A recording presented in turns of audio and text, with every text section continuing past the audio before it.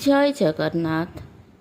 परम भक्तंकर ऐकांतिक भक्ति प्रसन्न होई देवादेवी प्रतिमा माने भक्तों आगरे उभा होई पारंती एवं चलप्रचल भी होई पारंती। कुहा जाइछि जे परम ब्रह्म परात्मात्मा बिंब तदीय प्रतिमा प्रतिबिंब। जेपरि सूर्यकांत मणिरे विश्वरूपी सूर्य प्रतिबिंबित अग्नि प्रकट करे सेहीपरि विश्वरूपी भगवान तांकर मूर्ति बा प्रतिमा मानकरे प्रतिबिंब होई भक्त मानकु अभीष्ट फल प्रदान करती। कांची विजय बेले पुरुषोत्तम देव को साहाय्य करने पाई कला घोड़ा धला घोड़े चढ़ी माणिक गौड़णी ठारू दही खाई तांको हस्ତରେ मुदी देवार कहानी समस्त को जना।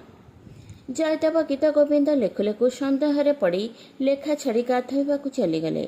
प्रभु जगन्नाथ यही अवसर में आसी पद्मावती ठारू पोथी नहीं निज हाथ में लिखिदेले देहि पदपल्लव मुदारम। श्री जगन्नाथ दास प्रतिदिन श्रीमंदिर रे संस्कृत भागवत बोली स्त्री पुरुष समस्त को भागवत शुणाउथिले। केतेक पंडा गजपति निकट में विरुद्ध में कहले राजा जगन्नाथ दास को डाकी पचारिबारु जगन्नाथ दास कहले मु तो पुरुष पाखरे पुरुष नारी मानक पाखरे नारी। एथिरे राजा रागी जाई तांको बंदी घरे रखिले। रातिरे जगन्नाथ को प्रार्थना करिबारु से नारी होई गले। राजा सकाळु देखिले जगन्नाथ दास नारी होई जाइछन्ती।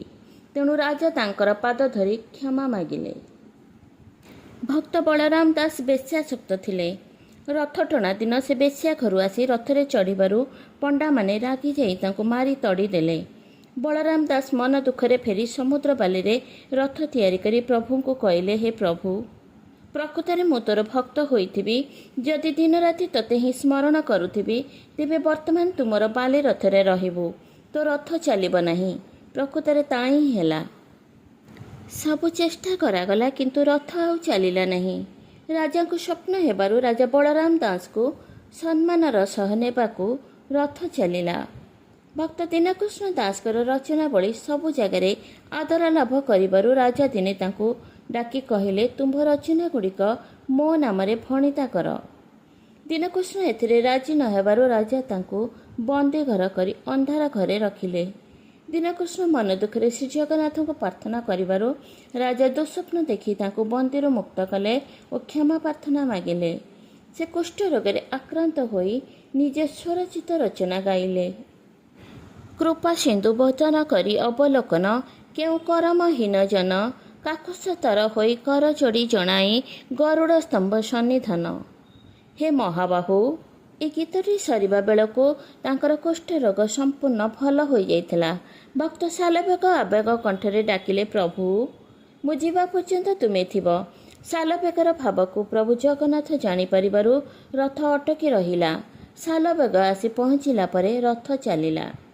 दासिया बाउरीर नड़िया प्रभु हाथ बढ़ाई गरुड़ स्तंभ पाखरु नेबा द्वारा प्रभुंकर महानता सारा भारत वर्ष रे भक्त मानक अनुमान रे भक्ति भाव दृढ़ करि पारिथिला। भक्त गीता पंडा अनाहर रे दिन बिताउथिले।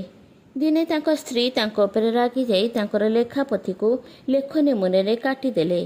गीता पंडा कांदी कांदी न खाई सोई रहिले। प्रभु भक्तर मन कथा जानी पारी भरा करी निजे आसी तांको स्त्री को भोजन सामग्री देई कहिले मो जीव कटि जाइथिबारु मु बहुत कष्ट पाउछि। एहा कही चलीगले। एहार मर्म गीता पंडा जानी पारिले और स्त्री को कहिबारु स्त्री तांकर गोड़ धरी क्षमा मागिले।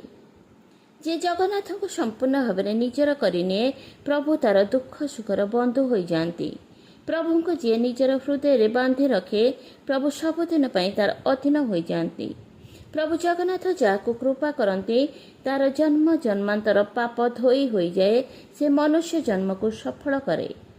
शास्त्र प्रमाण अच्छी श्रीक्षेत्र 7 कोश व्यापी अंचल जार मृत्यु हुए से जन्मपुर को न जाई वैकुंठपुर को गमन करे। एही विश्वास नहीं बहु लोक मृत शरीर को नहीं स्वर्ग द्वार रे दाह करती।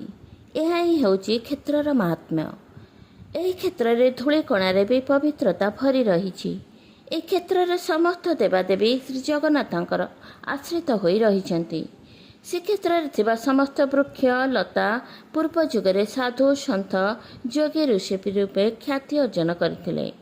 ଏହି କଳିଯୁଗରେ ସେମାନେ ବୃକ୍ଷ ରୂପରେ ଭକ୍ତମାନଙ୍କର ସଂସ୍ପର୍ଶରେ ଆସି ନିଜ ଜୀବନକୁ ଧନ୍ୟ କରୁଛନ୍ତି। ଜୟ ଜଗନ୍ନାଥ, ଜୟ ଜଗନ୍ନାଥ, ଜୟ ଜଗନ୍ନାଥ।